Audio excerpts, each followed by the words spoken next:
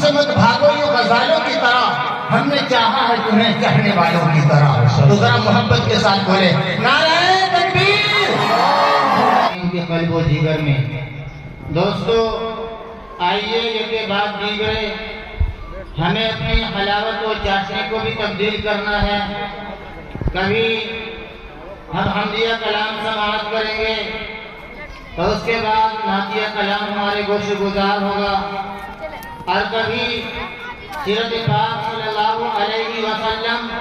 ہمارے سامنے آئے گی تو کبھی فضیلت قرآن سے ہم کو روشناس کرایا جائے گا۔ دوستو آپ جانتے ہیں جس مجلس میں میں اور آپ یہاں بیٹھے ہوئے ہیں، اس مجلس کی نسبت آقا مدنی سرور عالم صلی اللہ علیہ وسلم سے ہے، اور آپ جانتے ہیں کہ آپ علیہ السلام کی مجلس میں جب صحابہ کرام بیٹھا کرتے تھے تو ان کے بیٹھنے کا انداز، ان کے بیٹھنے کا ڈھنگ اور ان کے بیٹھنے کا طریقہ یہ تھا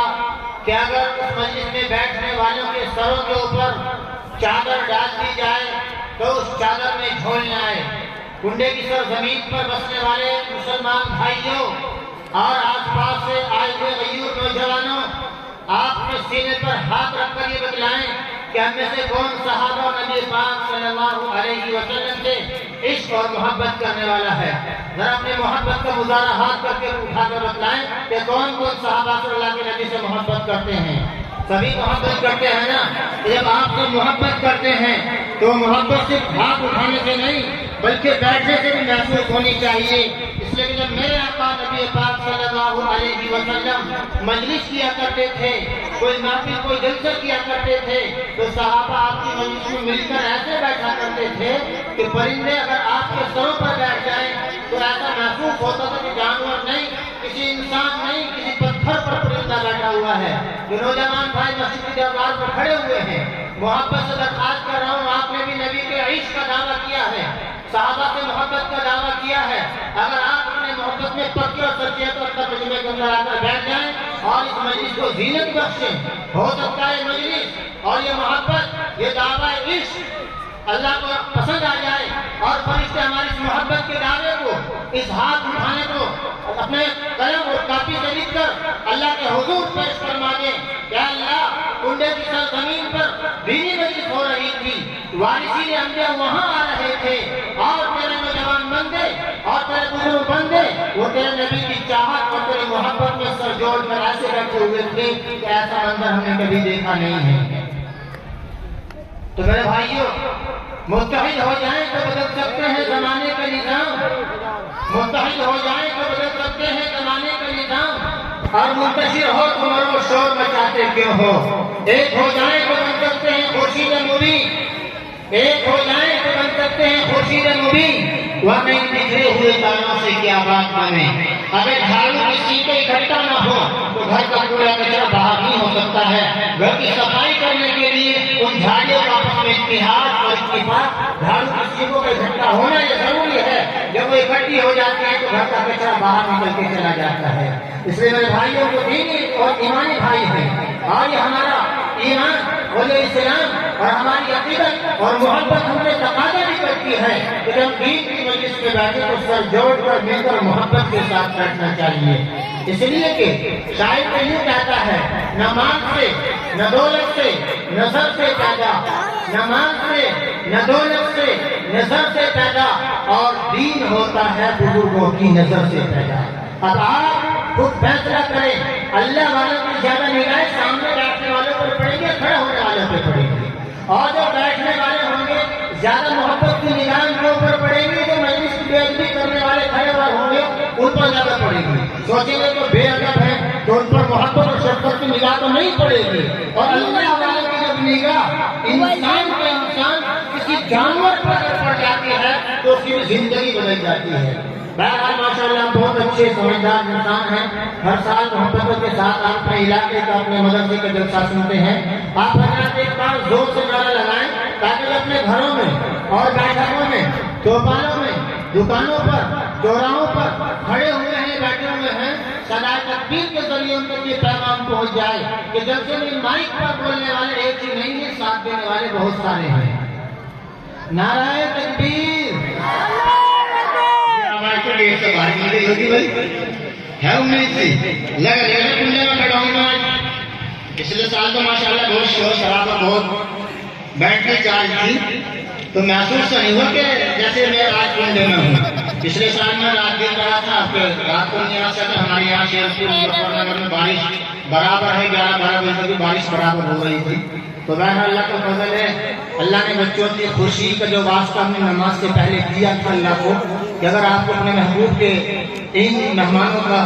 آپ خوشی اور چاہت چاہتے ہیں کہ ان کی مسکراہٹ ہونٹوں پر، ان کی پریشانیوں پر ایسے ہی رہے، تو اللہ نے ان کی خوشی کے واسطے کو قبول کیا، کچھ دیر کے لیے موسم کو سازگار کر دیا ہے تاکہ اللہ کے مہمانوں کی خوشی اور مسکراہٹ جو اللہ کو سب سے زیادہ پسندیدہ ہے، اور اللہ چاہتے بھی ہیں میرے بندے مسکراتے رہے، اور وہ بندے جو نبی کے مہمان ہیں تو اللہ نے ان کی مسکراہٹوں کے تبسم سے موسم کو سازگار کر دیا ہے۔ ہم اس پر اللہ کا شکریہ ادا کرتے ہیں۔ تو بہرحال میں عرض کر رہا تھا کہ محسوس ہو گئی تھوڑے سے آگے کو مل کے بیٹھے ہیں، قریب کو ہو جائے تاکہ آنے والوں کو جگہ ملتی رہے۔ اب جلسہ شروع نہیں ہو رہا، اب تو جلسہ آہستہ آہستہ ختم کی طرف، ایسا ہی ہے نہیں بھائی؟ اب تو ختم کی طرف، کچھ دیر میں دستار والے بچے اسٹیج پہ آنے والے ہیں، ان کے دستار ہو جائے گی۔ حضرت مفتی اکمل صاحب رحمۃ اللہ علیہ تشریف لانے والے ہیں، اور انہیں کی دعا پہ میرا خیال یہ ہے کہ جلسہ ختم ہو جائے گا۔ تو آپ تھوڑا سا آگے کو مل کے بیٹھ جائیں، تھوڑا سا میرا ساتھ دے دیں، بس 50-50 گرام کرو جائے۔ اس طرح کے بھائی کبھی نکلے ہمیں تو کہنا اپنا آپ نہیں سکتا، جو میں بھی آپ کے قریب ہو جب تو مان جو میری بات،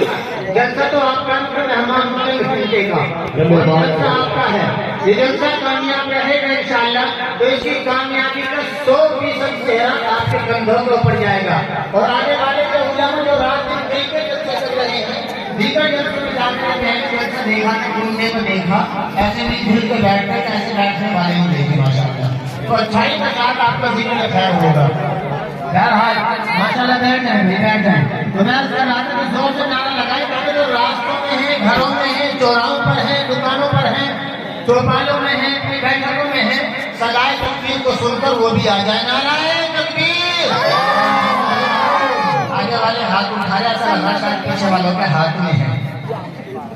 مجھے ماحول بنانا ہے، آپ میری بات کا برا نہ مانیں، مجھے تیار کرنا ہے، آنے والے علماء کو ایک ماحول بنا کے دینا ہے، انہیں لگے کہ واقعی ہم کنڈے میں ہیں اور زندے مسلمانوں کے درمیان ہیں، قبرستان میں نہیں ہیں، تو مجھے ایک ماحول بنانا ہے۔ میری ذمہ داری ہے آپ کو پرکھنا اور آپ کو اٹھانا، ہلانا، جلانا، تاکہ انہیں سب کچھ نہ کرنا پڑے۔ تو بھائی ماشاءاللہ آنے والے ہاتھ اٹھا رہے ہیں، اللہ اکبر، اللہ سب سے بڑا۔ تو زبان سے جب کہا تو بہت سے ہاتھ سے اس بات کی شہادت پر گواہی دی کہ اللہ سب سے بڑا ہے۔ تو جب میرے رب نے جو ہم سب کا پالنہار ہے، جس نے ہمیں کروڑوں کروڑوں روپے کی نعمتوں سے نوازا ہے، مجھے اور آپ کو یہ ہاتھ پیر دیے ہیں، تو کیوں نہ ہم بھی ہاتھ اٹھا کر اللہ کی گواہی کو بولیں، اللہ کی بڑائی کو بولیں، تاکہ فرشتہ ہماری اس منظر کو لکھ کر لے جائیں اور اللہ کے دربار میں پیش کرے کہ تیرے بندے زبان سے، اللہ زبان سے، ہاتھوں سے اٹھا کر تیری بڑائی کا اظہار کرتے ہیں، اور اس فرشتوں کی اس فہرست میں ہم سب کا نام آ جائے۔ فرشتوں کو نام بتانے کی ضرورت نہیں، سب کا نام جانتے ہیں، وہ لکھ کے لے جائیں گے۔ اللہ پوچھیں کہاں سے آ رہے ہو، شام کے وقت بھی مجلس ختم ہوگی کہ اللہ کنڈے سے آ رہے ہیں، بڑے مدرسے کا جلسہ ہو رہا تھا، محمدیہ کا، تو محمدیہ نسبت بھی اللہ کے نبی کے نام سے جڑی ہوئی ہے، محمدیہ کا جلسہ ہو رہا تھا، تو کیا کہہ رہے تھے ان کی چاہت تو یہ تھی اللہ تیری بڑائی کو سن کر تیرا اقرار کر کے، تیرا اعتراف کر کے تو جنت میں چلے جاؤ، جنت کے لیے سب کچھ کر رہے تھے۔ اللہ کہنے تم گواہ ہو، میں ان کے لیے جنت کا اعلان فرما دیا ہے۔ تو اس لیے ماشاءاللہ جو کھڑے ہوئے نوجوان بھائی جو سامنے کھڑے لا کے واسطے آدمی بیٹھا ہے، محبت کے ساتھ جس کام میں نوجوان اور یووا ساتھی جڑ جاتے ہیں نا، تو اس میں چار چاند لگ جاتے ہیں ماشاءاللہ۔ تو بہرحال میں کہتا ہوں نعرہ تکبیر! پیچھے ایک چھوٹا سا بچہ بیٹھا ہوا، یقین کرنا جھوٹ نہیں بول رہا کیونکہ میں تو سب کو دیکھ رہا نا، آپ مجھے دیکھ رہے ہیں، چھوٹا سا بچہ بیٹھا ہوا کہہ رہا اللہ اکبر، یعنی دونوں ہاتھوں کو اٹھا کے اللہ کی بڑائی کو بولا، ایک چھوٹا سا معصوم سا بچہ۔ اللہ اس کی ادا کو قبول کر لے، اللہ اس کی ادا کو قبول کر لے۔ میرے رب نے مجھے اور آپ کو دو ہاتھ دیے ہیں، ہاں میں نے تم کو بلایا بڑے ہی ناز و نیاز کے ساتھ، میں نے تم کو بلایا بڑے ہی ناز و نیاز کے ساتھ، اور ذرا تم بھی اپنی آواز نکالو میری آواز کے ساتھ، اور